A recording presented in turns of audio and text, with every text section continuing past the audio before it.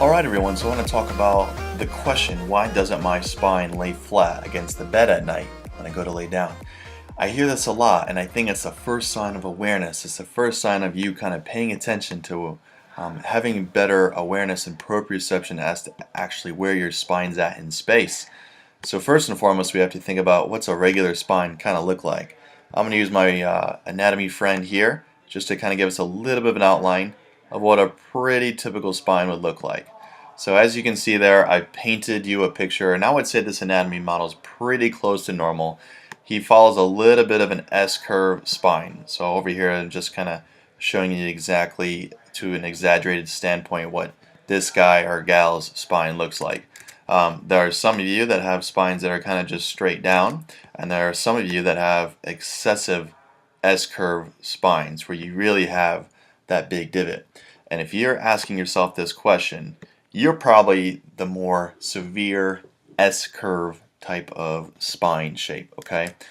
Now I think there's a lot going on here that could potentially cause that, but I did want to give you, or start to give you the idea of what could potentially cause that S-curve. And we're going to particularly pay attention to the lower half, because there's a whole upper half we could go into, but for today I want to address the lower half. So we have to think about what muscles actually pull us into that extension moment. Believe it or not, the lats are actually a big player in this. When the lats get tight, you can see very clearly here that they flow into the thoracolumbar fascia. It's this big, strong fascia that actually ties us into extension into the spine. So the lats play a big role as we go a little bit more deeper and less superficial into the muscles. We'll see that we fall into the erector spinae and some of these other muscles down here. So the erector spinae, they're technically divided into three different sets of long-stranded muscles. Those can particularly get really tight as well, and they can pull you into extension. Now as we flip around into the front side, we're going to get these muscles out of the way, these out of the way, and aha. So from the front side, I would say the most common set of muscles that actually create more of that lordosis, that extension, that divot in your low spine tend to be the hip flexors, and specifically speaking, the psoas major and minor. So you can see that this muscle literally connects all the way from the spine and all the way to the hip itself, so that when that muscle gets tight, so if you find yourself sitting all day, if you find yourself standing incorrectly, you're going to allow that hip flexor to kind of pull you deeper and deeper into this S-curve formation below.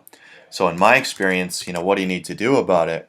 A lot of times it's a weakness of the muscles that are not combating that. So we diagnose this as kind of a lower crossed X syndrome. And let me just kind of paint you the picture.